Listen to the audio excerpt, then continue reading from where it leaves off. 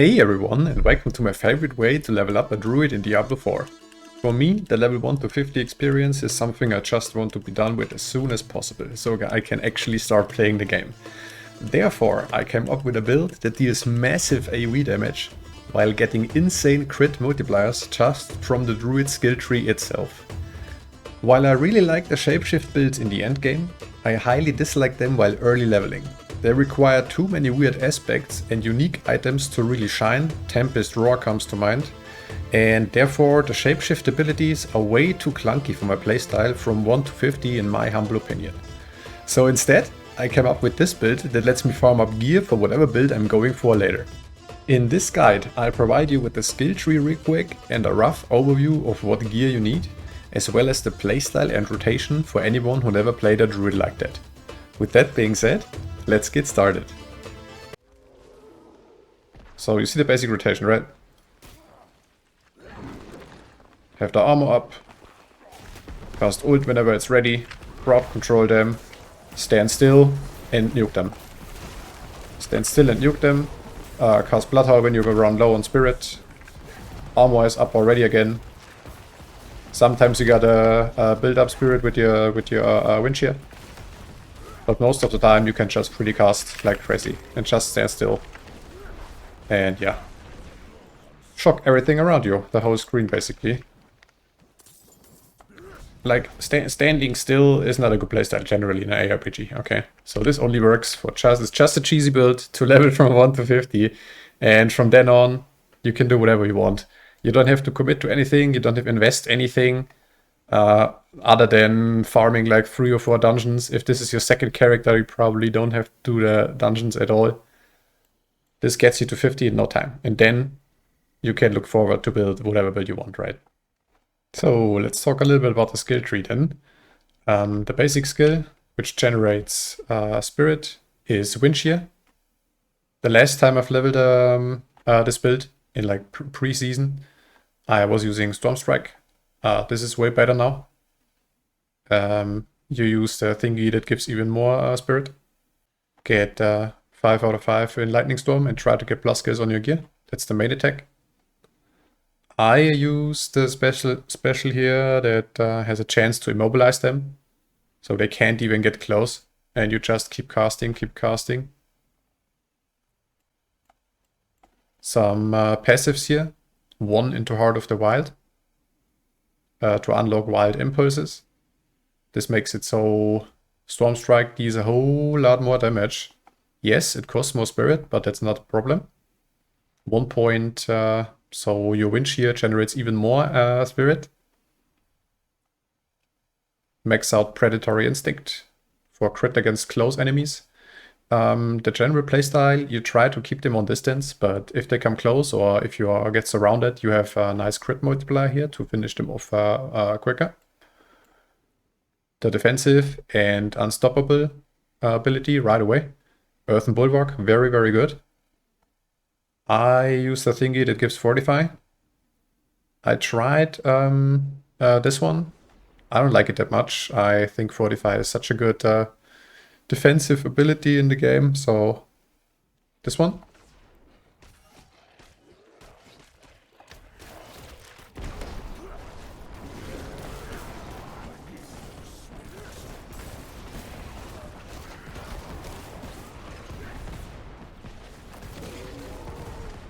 Sorry for that.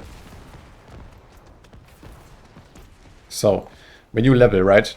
So you don't spawn with level 50. This is obviously level 50 skill tree. I highly recommend to you, you don't need those 2 at the beginning. Skip those.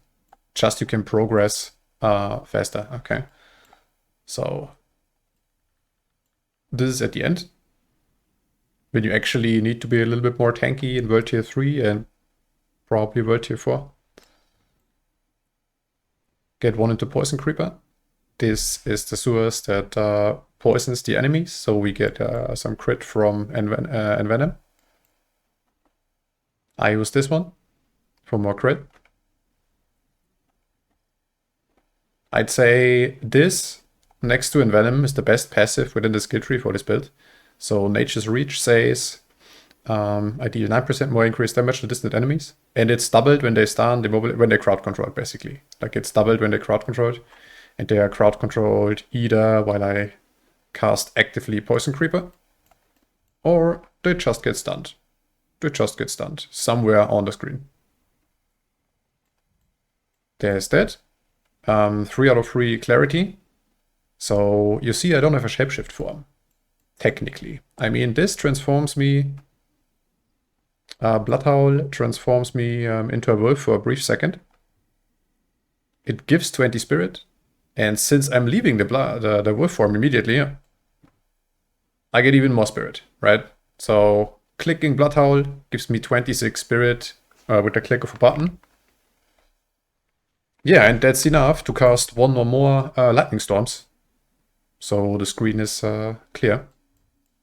That's how that goes. Then, of course, there's a whole tree for the lightning skills. Only 1 point into elemental exposure to unlock those.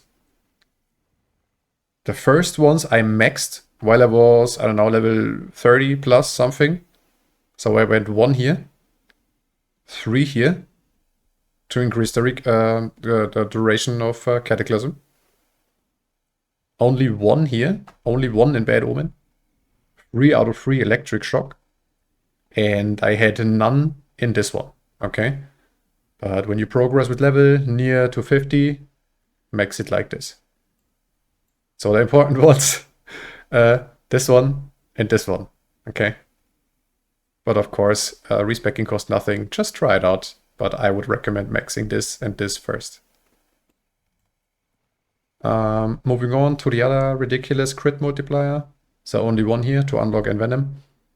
There's a 30% crit damage against poisoned enemies. And they are poisoned from Poison Creeper, right? Fairly simple, but highly effective. The ultimate is Cataclysm. Deals even more AoE. Cooldown says 41 seconds, but you can cast this way more often. Perfect Storm has the Keystone passive here. So when I channel a skill, or generally Storm skills, grant Spirit, so I can cast even longer and just keep on casting while doing nothing, basically, while standing still. The Spirit boons are the following. So, of course, with level 15, you can start your Druid quest. In Blood Harvest, there's so much Spirit dropping that you can, after a few, I don't even know, like a few hours, less than 3 hours or something, you can max out all of those. If you just spam Blood Harvest, that's what I did at least. This one, damage reduction from elites. Crit chance here. Extended duration of ultimate skills here.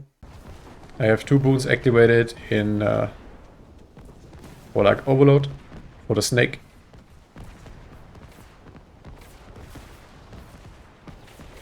And Calm Before the Storm. So it's even more cooldown reduction for the ultimate.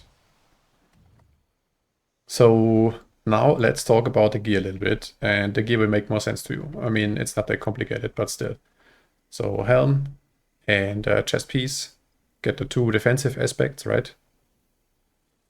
Skills on here, it's whatever. You could have no stats at all on this gear, and the build would work probably. It's just about the aspects, more or less. But yeah, things like storm skill damage, lightning damage, it's all good, right? Life, armor, whatever. You will be probably wearing this only until level 50, unless you want to go to 100 with this build, which I haven't tried and I wouldn't recommend. Here, attack speed for the basic is skill, right? To generate spirit more or faster. The duration of Earthen Bulwark is increased, so it's good for this one. Then on the boots, Ghostwalker. Pretty good to get out of tricky and sticky situations. You can just move freely. This, by now, this is all from the book. This is all, you don't have to like find aspects, it's all within the book. Bloodhowl increases crit chance, so this gets like, it's too good, it's almost too good. You get so much stuff by the click of a button, so I gain 26 spirit, remember from the skill tree. I get crit chance. It heals me. Like, it's good, okay? And it's like, you can use this all the time. This one, when I deal basic skill damage, I get more damage for the main attack. That's a strong one. This one, very important, even though it says it restores only 1. Like, it's good. If you find one with 4, that's even better. But this is also from a dungeon, right? And of course, there's a written guide or like planner link in the description, so you can see where to get all those aspects. This is the first one, which you have to find. If you don't have this one, you can use the aspect where it says when you stand still, you deal more damage. That's bonkers. Or there's a new one. I mean, depending on when you watch this video, like in season 2, there's a new aspect. I don't know if it stays in the game. Where it says you get a, like from Diablo 3, alright, the Ring of Elements, you get a rotation. And that's a really strong one. I used this for a while for leveling, because rotation goes from cold to lightning. This is a cold skill, this is a lightning skill. So if you watch a little bit about your buff bar, like you use your wind shear, excuse me, when the rotation is on cold, and then spam lightning when the rotation is on lightning. You could do that. But eventually, you want to find this one. Those two aspects give the AoE abilities even more AoE. That's how it works. So lightning jumps a little bit around on the ground, seeks nearby enemies, etc. Rows on here, crit, crit, crit just, wherever you can. A plus skill to lightning storm here and there, crit again, and that's it. That's all you need. Fairly simple. Spirit cost reduction is really good. I found this just recently, like as you can see from the level requirement. So if you can get spirit cost reduction on your amulet, that's GG, man. Like it helps so much. But yeah, that's the gear. Fairly simple. Socket it with the blue ones. Give damage reduction while fortified. So when I press bulwark, boom, there's fortify. I'm tanky AF. I'm super tanky. So you can just stand there. Yeah, keep channeling, be tanky. The gems in the jewelry, it's whatever, depends on your role. 3 other gear pieces, right? Just to get some resistances. So, since this is a season character, there are the vampiric powers. I use the following. I use anticipation. Only makes sense, right? Reducing the cooldown of Cataclysm even more. This one, bathe in blood, so that's where the blood puddle comes from on the ground. That's this one. When I stand in there, I get 30 damage. Use domination, because I stun them and stuff. Like my lightning skills have a chance to stun them. It's just 3 damage here. This one, casting skills. You can switch this out. If you don't like this one, you can get even more tankier while on low life. Like there are different ones, right? So this is interchangeable. You don't need this if you don't want it. The last one, Sanguine Embrace. When I kill an enemy, I have Fortify. To help a little bit more with the tankiness. Yeah. I played a Druid in pre-season like this. So the build technically would work without the Vampiric powers. Okay? Thank you so much for watching, and let me know what you think.